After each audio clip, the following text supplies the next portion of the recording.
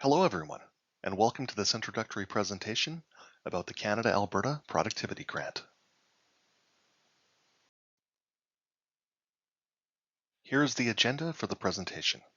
First, we'll go over a brief introduction to the program. Then, we'll review program eligibility criteria, followed by an overview of the grant process. If you have questions following the presentation, please direct them to the Canada-Alberta Productivity Grant Office, and an advisor will respond to you within a few business days. Our contact information is available on our program's website, alberta.ca/CAPG. Before we start, please note this presentation provides an overview of the Canada-Alberta Productivity Grant Program. For complete information regarding the program, please consult our website and access the Canada-Alberta Productivity Grant Application Guidelines. The Government of Alberta is pleased to introduce the Canada-Alberta Productivity Grant, or CAPG. The Province of Alberta is working in partnership with the Government of Canada to provide funding for this program. The new program will replace previous employer-led grants. The information presented today will focus specifically on the CAPG and its eligibility criteria. Employers will always need a workforce that is well educated, highly skilled, efficient, and productive. The CAPG is an employer-driven program which has been designed to help employers develop workers who suit their business needs and to provide Albertans with the jobs that they need to succeed. In the CAPG, it is employers who determine what training is necessary to meet their business goals and objectives and who is best suited to receive the training. The employer-driven nature of the program ensures that the selected training provides the skills that employers are looking for and that it meets their needs. It is a tool that addresses mismatches between jobs and skills in Alberta's economy. The CAPG is intended to encourage employer investment in training by co-sharing costs, upskill employees to be better equipped to improve their organization's productivity, and to hire and train unemployed Albertans. Employers can use the CAPG to help their organizations increase efficiency and stimulate innovation, while equipping Albertans with the skills needed to meet the demands of a rapidly evolving economy. CAPG helps employers enhance their productivity and competitiveness by supporting training that will enable their workers to develop value-added and specialized skills. Now, let's take a look at the CAPG eligibility criteria for employers, trainees, training providers, courses, and training costs. Let's start by looking at which types of businesses can apply to the program.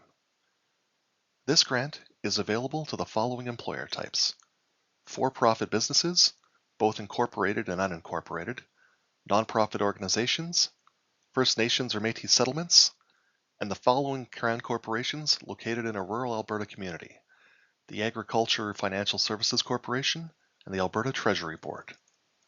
Additionally, employers must be registered and operating as an established business in Alberta for at least 1 year before the application receive date. Employers must be in good standing and comply with the Employment Standards Code, OHS Act, and the Workers' Compensation Act. This next section will cover trainee eligibility. When we say trainees, we mean your current or future employees that attend all the training courses listed on the application. Trainees must be Canadian citizens, permanent residents, or protected persons under the Immigration and Refugee Protection Act. They must also be living in Alberta. There are 2 types of application forms to submit based on the type of trainee you're applying for, either employed or unemployed. Employed trainees are defined as current employees or seasonal or temporary laid-off staff of the employer applicant. Unemployed trainees are defined as individuals who have not been working for more than 30 consecutive days, or new hires that have worked for the employer for 30 days or less and were previously not working for more than 30 consecutive days. Now, let's take a look at a couple of examples of eligible and unemployed trainees. In example 1, we have Omar. Omar has been unemployed for the past 6 weeks, and a construction company agrees to hire him once he completes a project management course. In this case, Omar is an eligible unemployed trainee as he has been unemployed for more than 30 days and will be hired by the applicant company after the training ends. In example 2, we have Amira. Amira, who has been unemployed for the past 6 weeks, was recently hired by an IT company. 2 weeks after being hired, Amira's employer sent her for training on a new design program. In this case, Amira is also eligible as an unemployed trainee because she is a new hire. That is, she has worked for the company for fewer than 30 days, and prior to being hired, she has been unemployed for more than 30 days. Ineligible trainees include, but are not limited to, business owners or board members, an immediate family member of the employer, a board member, a shareholder, or anyone who has authority or power over the employer, such as an executive director. Immediate family members include spouses, common law partners, children, parents, and siblings. Individuals who are not in an employer-employee relationship with the employer applicant, such as contractors or volunteers, and individuals working in Canada temporarily, such as temporary foreign workers and international students. In this next section, we'll discuss training provider eligibility. Under the CAPG, eligible training providers must meet the following requirements. They must be a third party that is separate and distinct from the employer. They must be based in Alberta. Training must be one of their main business activities, and they must be in business and have been providing training for at least 2 years at the time of application. The following are ineligible training providers in the CAPG program. Employers providing in-house training, relatives or employees of the employer, training provided by product vendors on how to use their specific products or services, and franchisors and training providers exclusive to one employer. Okay, let's now take a look at eligible training courses. Training courses listed on an application must meet the following criteria. Primarily, they must be focused on productivity skills development in one of 3 categories. They must also be relevant to the operational needs of the business and the trainee's job. They must be completed within 52 weeks from the application receive date. Training must occur in Alberta, and training must be instructional. As mentioned on the previous slide, training must fall into one of the following skills categories: business process and operations management, technical, or digital and technological. Now, what exactly is business process and operations management? It's training which equips employees with the skills to improve and optimize processes, operations, systems, and resource management. On the next slide, we will look at some examples. This productivity skills category includes training that focuses on developing and managing organizations, processes, financial resources, and accounting. Other training includes project and program management, quality assurance, supply chain, and resource management. The second skills category, technical, is defined as follows: training which equips employees with the technical expertise and specialized skills to enhance efficiency, quality, and problem-solving capabilities. In the next slide, we will review some examples of technical training.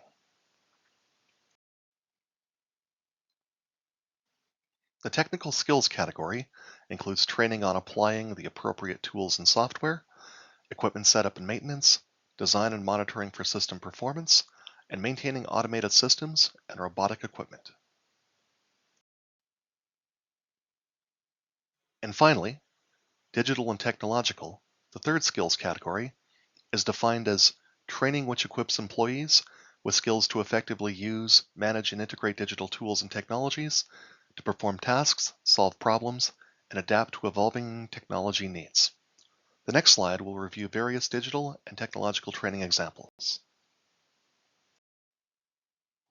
The digital and technological category focuses on the creation and design of software, using tools to analyze data, applying modern tools and technologies, maintaining the security and the reliability of digital systems and infrastructure, and using emerging technologies.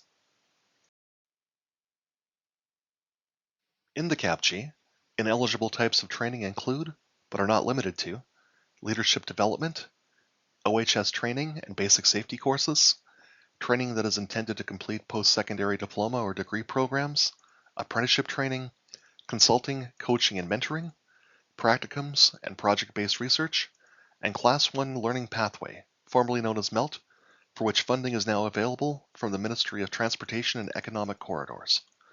For additional information on ineligible courses, please see the applicant guidelines. Now, let's look at eligible training costs. First, we will review the funding model for employers. Before we get into details, please note what we mean by a fiscal year. A fiscal year starts on April 1st, and it goes until March 31st of the following year.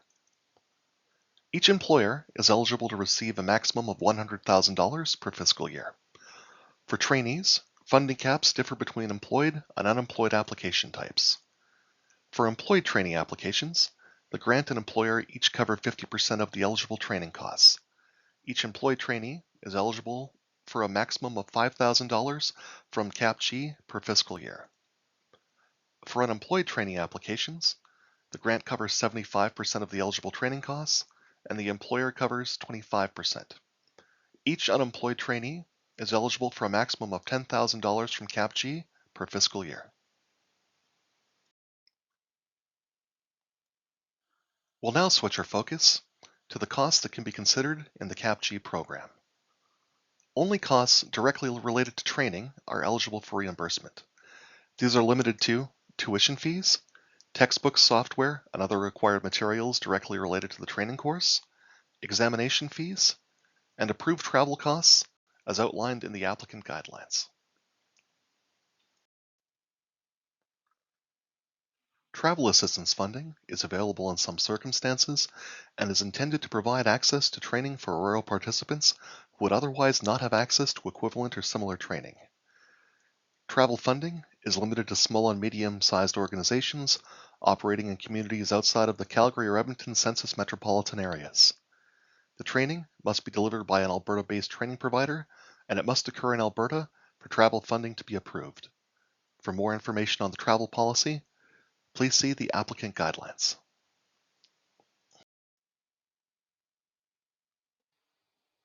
This is a sample of ineligible training costs. A larger list of ineligible costs is available in the applicant guidelines.